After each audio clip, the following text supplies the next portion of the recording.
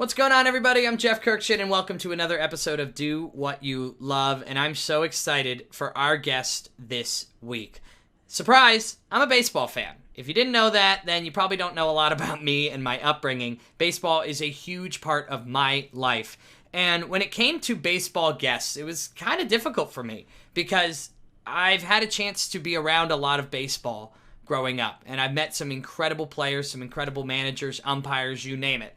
However, I was scrolling through TikTok, and that's where I saw our guest.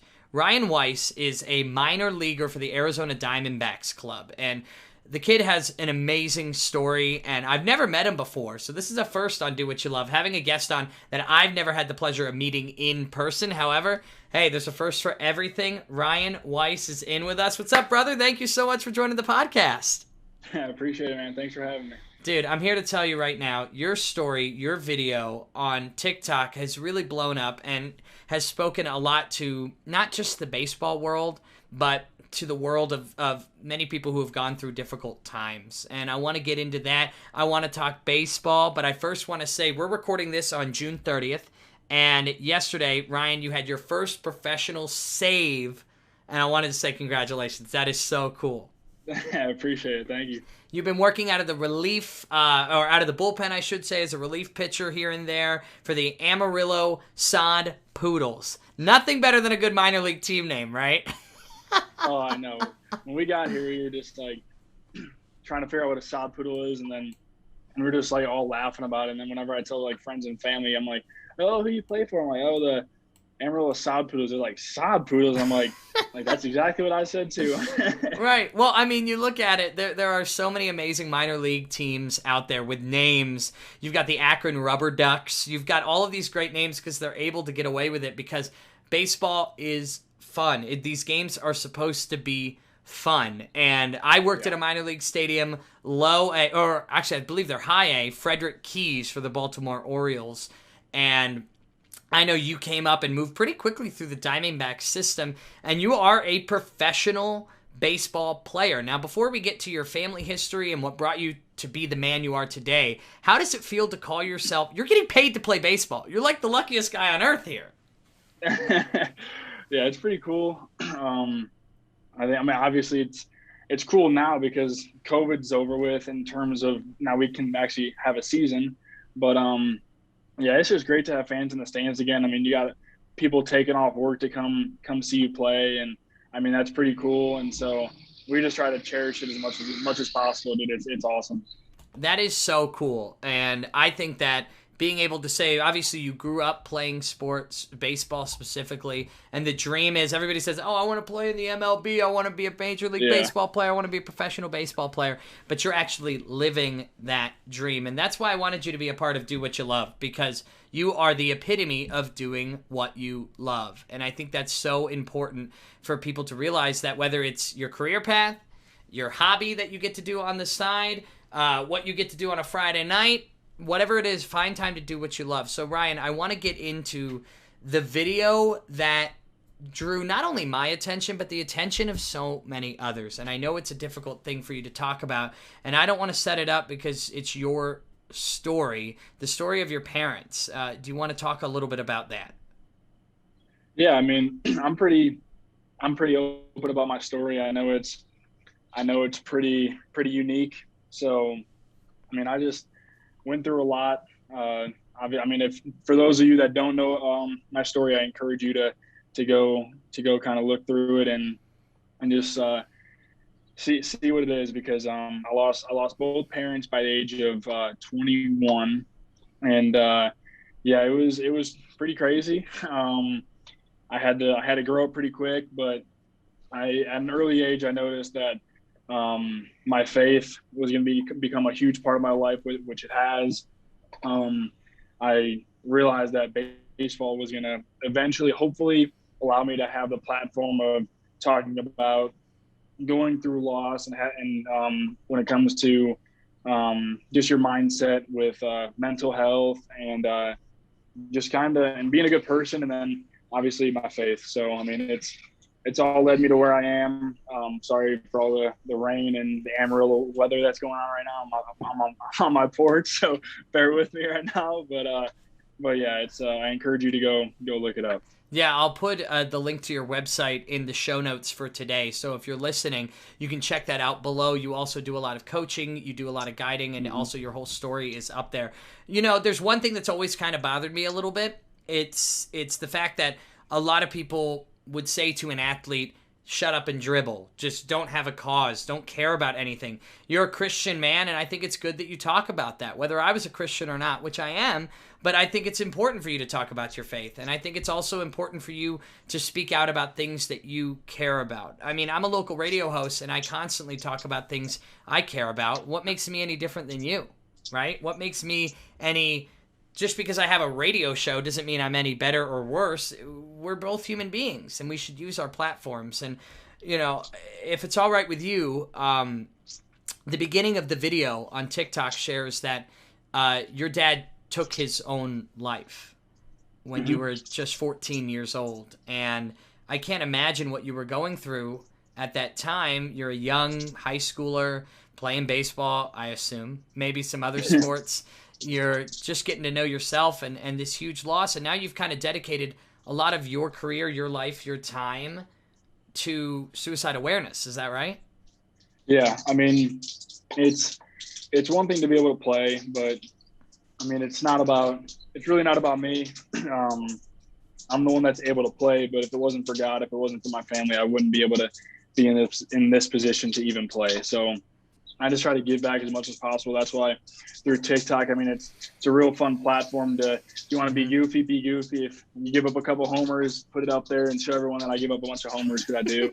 But yeah, I mean, it's great. I mean, being able to give back, I mean, throughout my life, I mean, we mentioned the loss that I went through. I mean, so many people have helped me out in my life that if I weren't to do that in return, that'd just be crazy. That just wouldn't be fair. I mean, it's just honestly disrespectful and rude if that were to be the case. And so that's why I really try to do my best and give back and teach the younger Ryans, if you want to call it that. Right.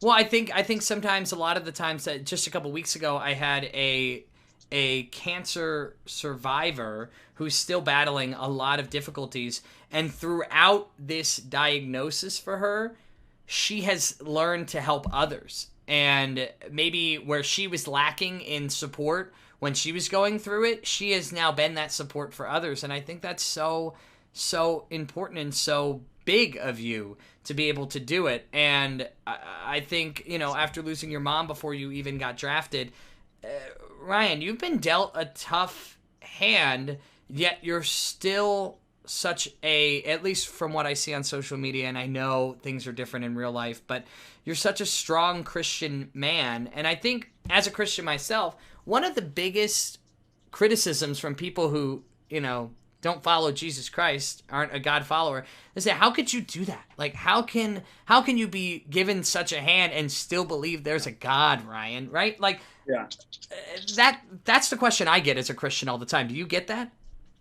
Yeah, I mean, people are always like, "Oh, did you ever ask the question, why me?" And I never did. Sorry, I'm on site. There's just Amber though. No, well, I want to let everybody know, for the record, that's Rain. Okay, don't worry. And we're doing this outside of Ryan's apartment because do you live with former player or current players? Sorry, teammates. Yeah. I got a couple of roommates. So you know how respect their time. Yeah, respect their time, and you know how a bunch of 20-year-olds are going to be, right? If they see you on a video call, they're going to be yelling probably inappropriate, funny jokes in the background of them. And, you know, saying to put your pants on and whatever it might be. So don't worry, get through, because what you have to say is more important than the rain. So, and your time is so valuable. So back to the people say, why you, Ryan? Why you? Why could this happen to you? Like I said, I never really asked that question because a couple of my family friends said to me at an early age, like, God he gives his toughest battles to the strongest warriors. And so, I mean, I guess that was me. It happened at 14, and then again at 21. When I was 14, I was like, okay, obviously my dad struggled. It wasn't just like he had cancer or I saw it coming. Like, clearly he was struggling mentally. And so I was like, okay, well, I need to, that's in my control, right? And so I just wanted to be a better him. I wanted to make his name greater. And then when my mom passed, it was kind of like, okay, it's time to grow up. I can't do things that normal kids do because that's just not me. That's not in the card. It's not what God has for me. And so at least I was able to realize that at a young age. And I mean, that's what you said, being a Christian, it's not easy because a lot of people want to pick Christians apart and say, well, they're a Christian man, they shouldn't be doing this, they shouldn't be doing that. Well, you know what? I'm not perfect. I'm gonna try to live my life the best I can. But if I mess up, like I'm gonna mess up, and my sins are forgiven, but I'm gonna mess up. And I just hope if and when I do, I'm just given some grace and people can just respect the fact that I'm trying the best I can and I'm trying to live the right life. So that is so well said. We're on with Ryan Weiss, a minor league baseball player and Christian, and has a story to tell. And I think that it's one that a lot of people can relate to. And I want you to know that it was the perfect storm when asking you to be a part of this podcast. I mean, I wanted to dive into your faith. I wanted to dive into, your message of preaching suicide awareness and your message of being strong. And then, of course, the baseball connection. I could sit here, I'm telling you right now, Ryan, I could sit here and talk baseball with you for 7 hours if we had the time, but I believe you have a game tonight. But that's the beauty of it, is you're more than just a baseball player. Okay? Yeah. You're a son. You're a fiance. Congratulations, by the way. That is incredible. And was your fiance in your life at the time of your mom's passing? She was not.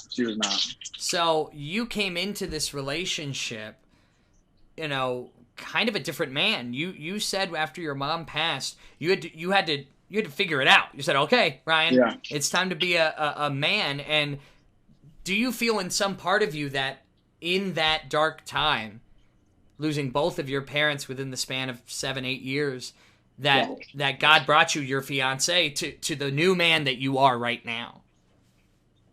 Yeah, sorry, I'm just trying to get away from the rain. It is coming down. Oh, we don't want it coming down on your phone, that's for sure. I know, right? No, yeah, I definitely think things that I've went through, they're all trials. I mean, I'm still going through trials. They're just not those. And so I don't want to ever say that someone's trial is greater than another one, because that's just not true. That's where you just gotta get to know people, ask them what their story is. But yeah, I definitely think that after all of the loss that I experienced, like being able to be blessed with Haley Brooks, my fiance, it's remarkable. And I gotta tell everyone, I'm like, you know what? It's one thing to be engaged, but I'm not excited to be engaged. I don't want to be married. I mean, she's incredible. So we're gonna get married here soon after the season. But yeah, it's exciting. I can't wait. Well, I'm an engaged man as well, and we're planning on getting married April 30th of 2022. And I wanted to get married in the baseball offseason as well, as to not put pressure on my dad, who works in baseball. And originally, you get this, right? My fiance says, oh, October in Las Vegas, it's the best.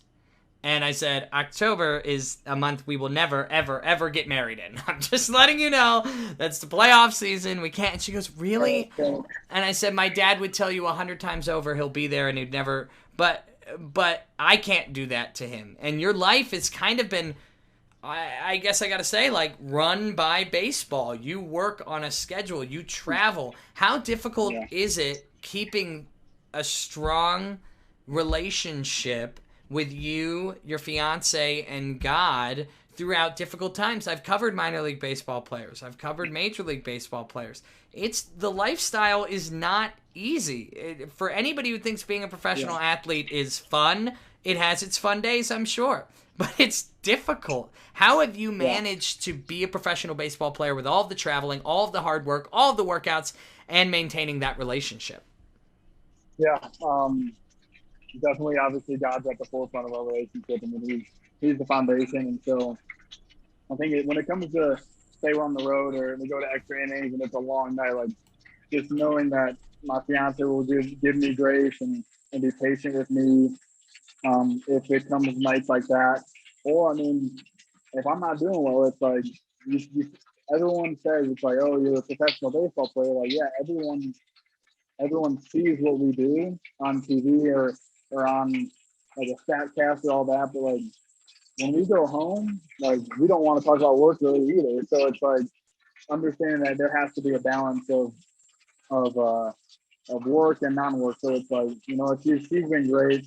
Being able just to vocalize to each other what's going on and just give each other grace, have patience, and then I mean, obviously, it's just been so much fun having her with me for the season. I mean, just investing the time that we do together. Like last night, got my first save in pro ball, and I come out of the locker room and she's all like, it's like 2 o'clock in the afternoon. She's like all energetic, like loving it. She's like, oh my gosh! I'm like, all right, settle down. Like it's 11 o'clock. It's like she's just all excited. She's all amped up. So it's awesome. It's a lot of fun. That is so cool because, in the absence of two amazing supportive parents, you've got her. You've got her to be there for you, and I think that's so incredible. And you talk about growing up and being mature and being in your mid-20s and having to do this. I live across the country from both of my parents and my only sibling. Mm-hmm. So for me, it's been really difficult because I've had to learn to grow up. It's different. My situation, obviously, is not nearly as trying as yours has been, but at the end of the day, you got to grow up, right? You got to learn to live your life. And I think that's pretty amazing because even when I get home from a morning radio show, I just talked for 5 freaking hours. You think I want to do another radio show and tell you all about it? So it really is a give and take. It really is a give and take with your significant other. And I think you and I are in very similar spots in our lives right now where the hustle is real and you got to keep working. That's why I started this podcast, man. I wanted to have the opportunity to have really awesome conversations with people like yourself. Let's talk minor league ball, but away from the actual sport for a minute so we don't go too inside baseball and bore everybody who doesn't love baseball as much as you and I do. Let's talk about the element of the minor leagues. You have moved up in the ranks. You're playing Double-A and in the Arizona Diamondback system. What has been the goofiest, funniest thing you've seen done at a stadium you've played in? Is there a bit you've been a part of? Are they racing churros down the left field line during the 7th inning stretch? What is something cool that even you players kind of get a kick out of? Let's see. I mean, there's a lot. Like before COVID, it was crazy. Like it seemed like there was something new every night. Now that because of COVID, it seems like it's backed off a little bit because they can't have as many people on the field, but they're starting to get back to it. But let's see. And in low A, we had this one guy who was balancing any item in the ballpark off his nose. He just came to the ballpark for like 3.5 hours and he just like balanced anything off his nose, which is like hilarious. We'll have to tag him in the podcast to give him some love. What else?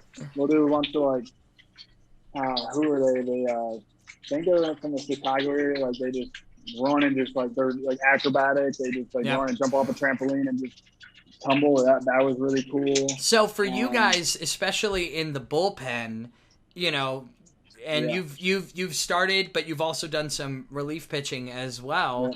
Yeah. It can get kind of lonely and boring out there at times. So you're also watching the entertainment, right? You're also having a good time. Yeah. Trying your best to enjoy whatever stadium you're at. Yeah, whenever a kid isn't incredibly resilient and persistent on asking for a ball for 9 innings, that part can get a little hectic because you're just like, I want to make your day, but at the same time, like we have to warm up with a ball too. So it's like I can't give you a ball and say, hey, can I borrow that back? I gotta warm up. Right. But yeah, no, we just being able to watch it. Like I said, I've only been in the bullpen now for about a week and a half, 2 weeks. So it's much different down there than in the dugout. But I mean, I'm learning to like it. I'm learning to enjoy it. So we'll see how it continues. But I'm excited for it. Well, Ryan Weiss is on with Do What You Love, our podcast, and I'm loving getting to talk baseball. I'm loving getting to talk minor leagues because I spent many a summers working in minor league baseball. I've done play-by-play. I've never played. In fact, Ryan, I don't know. I'm going to embarrass myself here. I was one of the press guys for the Frederick Keys, and they had me down to the field during BP because they said they wanted me to cut some videos or whatever. I go down, and they give me a bat and a helmet and said, "You're going to take BP." And I said, "No way in a million years am I taking BP." And the time, Eduardo Rodriguez, if you're familiar with him, I believe he's still with the Boston Red Sox. I might be wrong on that one. But he was a pitcher for the high A, and he said he was going to throw to me. And he's a major league pitcher throwing 98 miles per hour. I said, no, thank you. I took some from the hitting coach, and that was the end of it. And the one thing I want to get into is what a lot of people don't realize about baseball. And you've played your whole life. But how difficult this game really is. I don't think I can stress it enough of how difficult it is. Truly the most one-on-one of the major sports than anything else. Because you can pick and roll and get Steph Curry guarding LeBron James, and then we've got a mismatch here, and you know LeBron's going to slam it in his face or pull up, and Steph can't do anything about it. But at the end of the day, Ryan is going to face every single player, and it's one-on-one. It's me against you, and it's you against me, and that's how every single at-bat starts. How would you describe the difficulty of this game? You're throwing 95 miles per hour. That's a joke how fast that is, by the way. That's crazy. Yeah, it's baseball's hard. No one, I mean, when people in the big leagues, when they're doing their thing, and you know how you see like that box, like if it's on Fox or if it's on ESPN, like there's a box for the strike zone. Like we don't have that. Like when we're pitching, like that's not there. Like when guys are like, when you're watching baseball on TV and like they throw it right on the corner, like they don't have that box. Like that just shows you how good they are to be able to like hit the spot that you can see on TV. Like that's how minimal that is. Like that's how minute that is. And I mean, in the off season, and like I picked up golf too, and golf and baseball, it's like I'm not good at golf, trust me. I'll be the first one to tell you that. Well, Ryan, I'll let you know, I have a lot of buddies who have played college ball and some a little bit professional, and they pick up golf, and it's not easy because it's a different thing. Do you slice the ball off the tee? Does it go to the right? Because it just depends. Like I'll slice it, I'll pull it. It's just like if I can get on the fairway off the box, then it might be a good hole. Yeah. But yeah, it's just like, because that's the thing. Baseball is 3-4 hours like during the game that you have to lock in. But then golf is the same thing. Mm-hmm. Like you have to do that in golf too, and it's just like they're both incredibly hard. Which is I think why some of the baseball players like the golf is because it's like the same thing, but it's just like arguably harder. Right. So Ryan, I want to get into a little bit of the nuts and bolts here, especially when it comes to, you mentioned the box, right, on Fox or ESPN. Where they put that up there to show you the pitch tracker. Where did that one go? Yeah. How fast was it? You don't have that in live baseball, obviously, but there's been rollings and people talking for years about getting automatic umpires, like computer-based umpires, where if you get it to that corner, that's a strike. If not, if you miss, it's a ball. As a pitcher, as a professional pitcher, what are your thoughts on that? Because they'll try it out at the minor league level before they ever bring it up to the major leagues. So tomorrow, just like they did with the pitch timer, you guys were the first to have to deal with that. And how do you feel about an automated umpire? I mean, in baseball, it's one of the sports where there's such a human element to it that I don't want that to disappear. Personally, like, I want there to still be umpires. Like, because when people say, "Oh, umpires are bad," like they're really not. Like, out of think about how many pitches they see per game. Say they see 250 pitches a game, they might get like 10 wrong or 20 wrong. But if you really understand like the statistics of that and the math of that, that's incredible.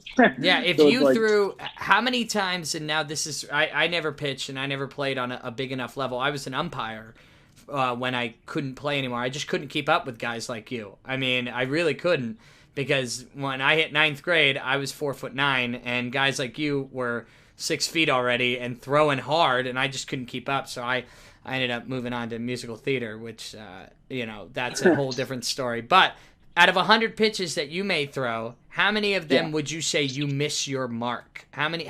Like, out of 100, how many? Yeah, I missed my fair share. Yeah, and to that point, I'm making the same argument towards what you said about umpires. 250 pitches in a game, they'll probably miss 20. But I will say though that if the catcher is set up on the inside corner and I accidentally miss and I throw it on the outside corner and it's still a strike, that should still be called a strike because baseball's hard. It's very, very true. It's very true. I couldn't imagine being a professional baseball player like yourself. You're so blessed to be where you are at your age. And as much as trials as you've had in your life and tribulations, you have had so many blessings. And I think that's so awesome. And Amen to that. I know, right? Amen. That's for sure. Now, my dad and I have a crazy hypothetical, and I want to pitch it to you before I let you go. Okay? Here's the hypothetical. I'm sure you have a lot of buddies you grew up with that don't play ball, right? That maybe played a different sport. The hypothetical... It's so dumb. I can't believe I'm sharing this on a podcast. But as a professional pitcher, I need to ask you. If we put average Joe, pick one of your buddies you grew up with, maybe even an athlete, but never played baseball seriously in his life. Never played high school ball. You put him up against Clayton Kershaw. Yes. And Clayton throws 100 pitches to him. And in this world, Clayton is throwing strikes for the most part. He's not trying to throw one into the dirt, 12-6 curve. He's not trying to make him miss, but he's still throwing a slider. He's still throwing 98 miles per hour. Your buddy from high school who never really played professional or high school ball, how many balls does he, one, put into play, and how many balls does he make contact with? Okay, well, first of all, if Kershaw got 0-2, he's going to throw something in the dirt. So, like, you have to take that out of the hypothetical. Very true. In this, how you get a guy out. He's more throwing like BP, let's put it that way. But he's throwing Kershaw BP. So he's throwing 100 pitches. That's not fair, though, because that's not what he's used to throwing. Like, that's just not fair. I knew exactly. Okay. Yeah. All right, well, then let's put it this way. All right? You're pitching on the mound. You get 10 pitches to a buddy of yours who's a heck of an athlete but not a baseball player. Okay. All right? And you're trying to, well, we'll say 9. You're trying to strike him out 3 times. Back to back to back, strike out the side. Let's put it that way. How many times is your buddy getting a hit? How many times is he putting the ball in play? Not even a hit. He's not getting a hit. Thank you.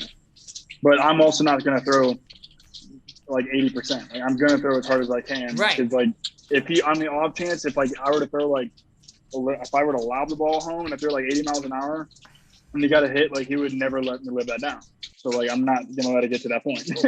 You're a competitor, and I love it. And I love that also you lobbing the ball is 80 miles per hour. If I ever threw a ball 80 miles per hour, I would die. It would be, my arm would fall off. It wouldn't really be 80. It'd probably no, be like 60, but... I get what you're saying. I get what you're saying. Ryan, I appreciate you more than you know. I hope one day, you know, you and I get to meet in person. I know you've got a bright career ahead of you, and I wish you all of the luck with baseball. And, you know, I'm just throwing it out there. This is between you and I and everybody listening. I am ordained in Las Vegas. So if you and your beautiful fiance ever said, you know what, F it, which me and my fiance have felt like that sometimes, let's just elope. And you just let me know. I live in Vegas. I do a radio show here. I would have you guys filled out, ready to go, married. If anything changes, I'll let you know. How about that? Love it. Ryan, you're the absolute man. I wish you the best of luck this season. I'll be following you, and everybody can follow him as well. Give him a follow at Ryan20 Weiss. Thank you so much for joining us, brother. And, yeah, good luck with your career, bro. Appreciate it, man. Thanks for having me on here. Ryan, everybody, thank you.